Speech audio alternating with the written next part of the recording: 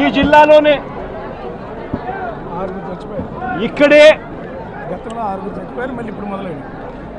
ఇద్దరు ఆత్మహత్యలు చేసుకున్న సన్నివేశం మధ్య ఈరోజు ఈ జిల్లాలో నేను మాట్లాడుతూ ఉన్నా. ఈరోజు ఇక్కడే ఇదే జిల్లాలోనే ఇద్దరు ఆత్మహత్యలు చేసుకున్న పరిస్థితులు. పర్చూరులో ఒక రైతు చనిపోయాడు. గడిచిన శుక్రవారం కొండేపిలో మరొక రైతు ఆత్మహత్య చేసుకున్నాడు.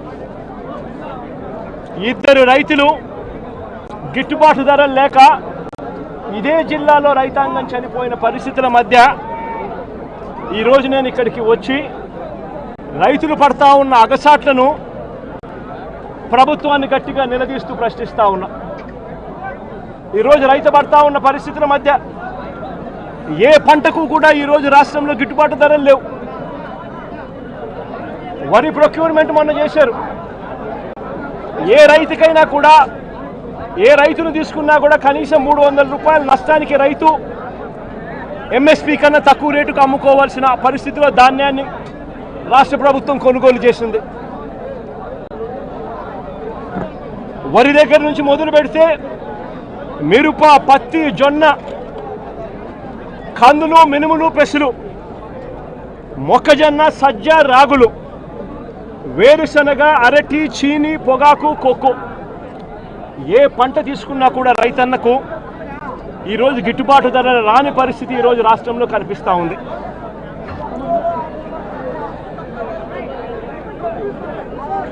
కేవలం ఒక సంవత్సరం కిందట వైఎస్ఆర్సీపీ ప్రభుత్వం ఉన్నప్పుడు రైతు రాజ్యంగా రాష్ట్రంలో పరిపాలన సాగించినప్పుడు రైతు పరిస్థితి ఎలా ఉండేది, ఒక్క సంవత్సర కాలంలో రైతు ఎలా దిగజారిపోయాడు అని చెప్పడానికి నిదర్శనం ఈరోజు రాష్ట్రంలో ఈ జిల్లాలో జరిగిన రైతు ఆత్మహత్యలు.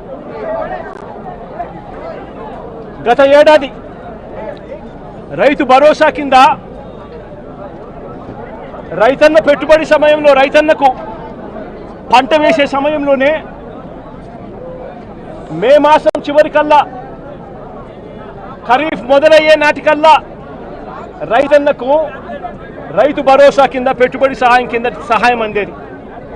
వైఎస్ఆర్సీపీ ప్రభుత్వ హయాంలో, మా ప్రభుత్వ హయాంలో గత ఏడాది రైతు భరోసా కింద అందుతా ఉన్న ఆ సొమ్ము చంద్రబాబు నాయుడు గారు వచ్చిన తర్వాత ఆగిపోయింది.